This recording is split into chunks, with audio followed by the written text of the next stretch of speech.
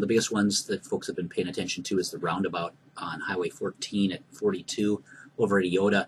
We've had some rain, which is pretty obvious. That's slowed things down a little bit, but now the target date to complete that is July 11th, which is 2 Saturdays from now.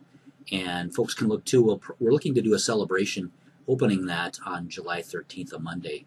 So we're just getting folks lined up to do that and give a few speeches, and because that is a significant safety project that will we do think will save lives and also just help people continue to move through that busy intersection with efficiency. There'll be a lot of people welcoming that. Yeah.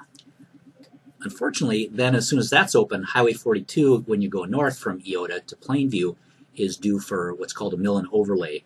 And so they scrape off about 3 inches of pavement, put down some new smooth asphalt.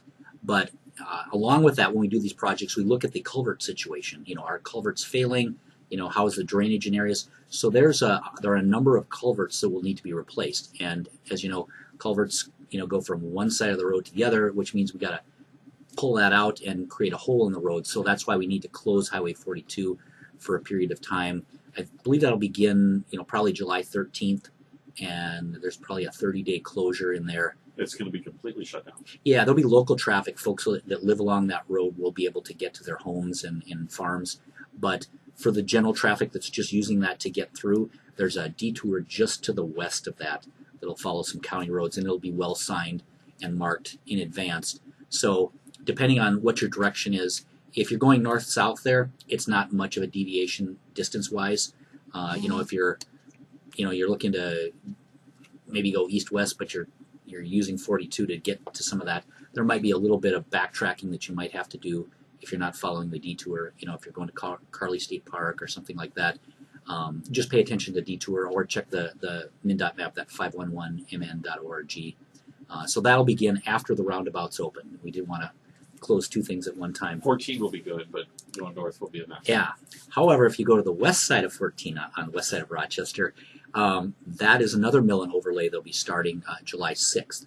And that'll be essentially from about Dodge Center where the road narrows to 2 lanes, just west of Dodge Center, west to Owatonna. They're also going to be repaving it. So they're scraping up, about a certain amount, I think it's about 3 inches of pavement, putting down new smooth pavement.